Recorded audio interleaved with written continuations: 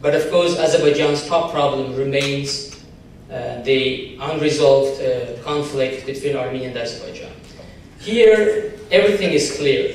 One country wanted to expand its territory at the expense of the neighboring country, and then started raising illegal claims, and then started occupying, actually, the territory of that country. So Armenia has implemented this illegal occupation of Azerbaijan's internationally recognized territory.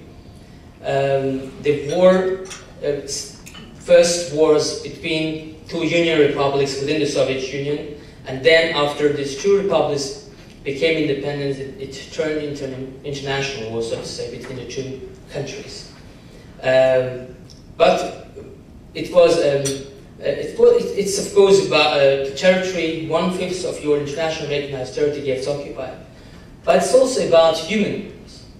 1 million Azeris today are refugees. Imagine, in the beginning of 1990s, Azerbaijan had 7 million population. And we had back then 1 million refugees. So every 7th inhabitant of Azerbaijan, citizen of Azerbaijan, was a refugee. And today, it's 9 million, 9.3 million. But of course, the number of refugees has increased also significantly. But they are still there. They are still refugees. They can't go back to their homes. They had to leave their homes, oftentimes overnight, leaving behind everything they had, and with the hope that they will come back.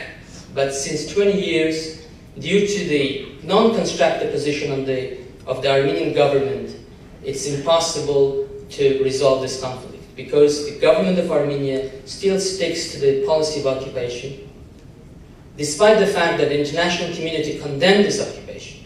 In 1993, when these territories were occupied, which include not only Nagorno-Karabakh region, but also 7 districts around Nagorno-Karabakh, where almost just few Armenians lived. Armenians lived primarily in Nagorno-Karabakh. Also, 25 to 30% of Nagorno-Karabakh's population were also Azeris.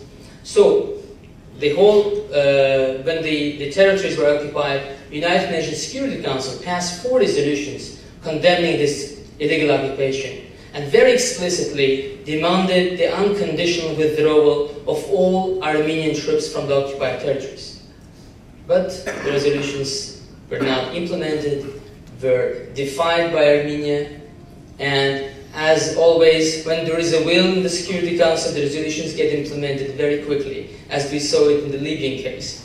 But when there is no will, out of I don't know what reasons, then they can still remain on paper for 20 years without being implemented. So what is now very important for the government of Armenia to understand, that Armenia urgently needs peace with its neighbor. Armenia has 2 of its longest borders closed, the one with Azerbaijan, the other one with Turkey. It has lost almost half of its population. It has the weakest economy in the entire region. That's why people are leaving the country. It had 3 million population in the beginning of the 1990s, and now, according to different estimates, 1.5 million have remained in the country. The one independent recent survey showed that 64% of Armenians want to leave the country, primarily the young Armenians. So I think it should be a clear message and signal to the government of Armenia that this is not the policy to pursue. If you think really about the future of your country, you should find ways to come to terms with your neighbor to stop occupying large territories of another country, and also allow those civilians to come back to their homes. Regrettably, my impression is that so far there is this understanding is failing on the part of the Armenian government. Although now living here in the United States, and I see here some representatives of the Armenian diaspora here in this room, we read from time to time also some very concerned articles from concerned Armenians who really now think that, okay, this is not the situation we wanted Armenia to have. when we started backing, supporting this country, our motherland, so to say, back 20 years ago. So one article I read is from Jural Rebaridyan, who was actually foreign policy advisor to the Armenian president in the 1990s, and he's a very respected diaspora Armenian who lives in Michigan, and he's a professor of Armenian studies there. He said, how can you build a nation without population? The depopulation of Armenia is the biggest threat for Armenia's future. It's much more important than Nagorno-Karabakh or the so-called genocide, he said. And we hear some other voices that say that we should be agents of change in Armenia. So blindly supporting Armenia, what Armenia does, is not helpful. So I hope these messages will be conveyed, or are conveyed to Yerevan, and the government there will understand how important it is for them, for the people of Armenia, to find a solution. And the best solution, also as proposed several times by the Minsk group of the OSCE, which is responsible for the mediation in this conflict, is the highest level of autonomy for Nagorno-Karabakh within Azerbaijan, even the higher level of autonomy that the Armenian minority in Nagorno-Karabakh enjoyed during the Soviet times.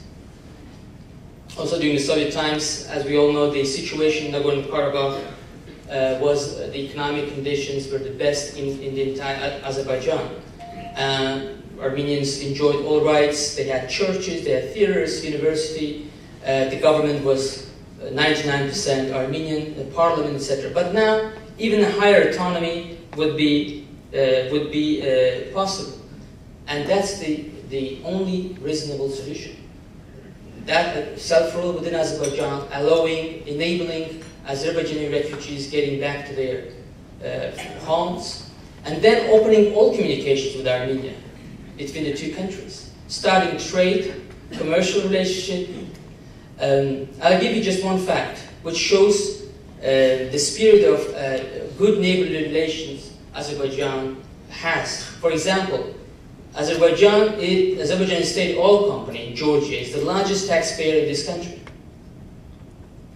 The state oil company has invested $1 billion into Georgia's economy. During many of the hardest times Georgia had for the last 7-8 years, Azerbaijan was on the side of Georgia, supporting it. Even sometimes causing problems for that support with other countries. But nevertheless, when our friend and partner, a neighbor needed our help, we were there. So that cooperation should be a signal also to Armenia that after resolution of this conflict, enormous opportunities will emerge for the same amount of partnership, cooperation between Armenia and Azerbaijan. But in order for that to happen, the territory, the illegal occupation should end, and refugees should go back to their homes.